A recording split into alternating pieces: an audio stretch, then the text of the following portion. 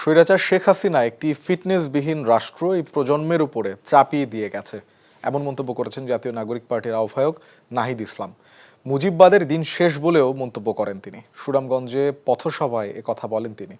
সুনামগঞ্জ থেকে দেওয়ান গিয়াস চৌধুরী পাঠানো রিপোর্ট।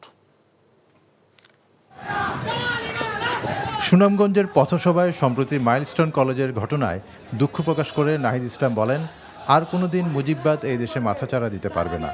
জুলাই সনদ ঘোষণার কথা জানিয়ে নাহিদ আরও বলেন, জাতীয় নাগরিক পার্টি সংস্কারের পক্ষে রয়েছে, তবে বিএনপি সহ অন্যান্য দল সংস্কারের প্রশ্নে অনেকটাই সরে এসেছে।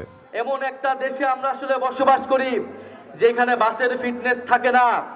আমরা এমন একটা দেশে বসবাস করি যেখানে বিমানেরও ফিটনেস থাকে না।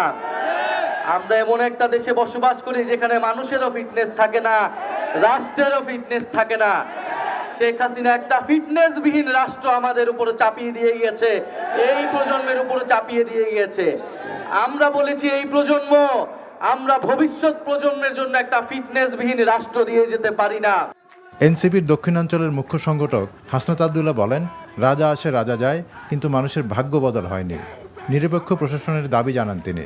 আমরা আপনাদেরকে কথা দিচ্ছি, আমরা সাংগঠনিকভাবে যদি সুদৃঢ় হই, আজকে যে পাঁচটা প্রশাসন রয়েছে, আমরা এই পাঁচটা প্রশাসনকে দেখতে পাচ্ছি তারা তাদের নিরপেক্ষ ভূমিকা মাঝে মাঝে তাদের প্রশ্নবিদ্ধ হচ্ছে।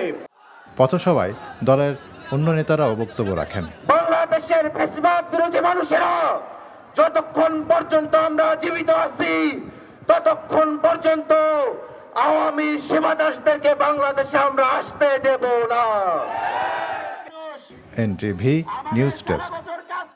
বান্ডেল থাকলে প্রতি সেনমানিতে টাকা বাঁচবে। বিকাশ সেনমানি বান্ডেল কিনে জিতুন প্রতি লেনদেনে।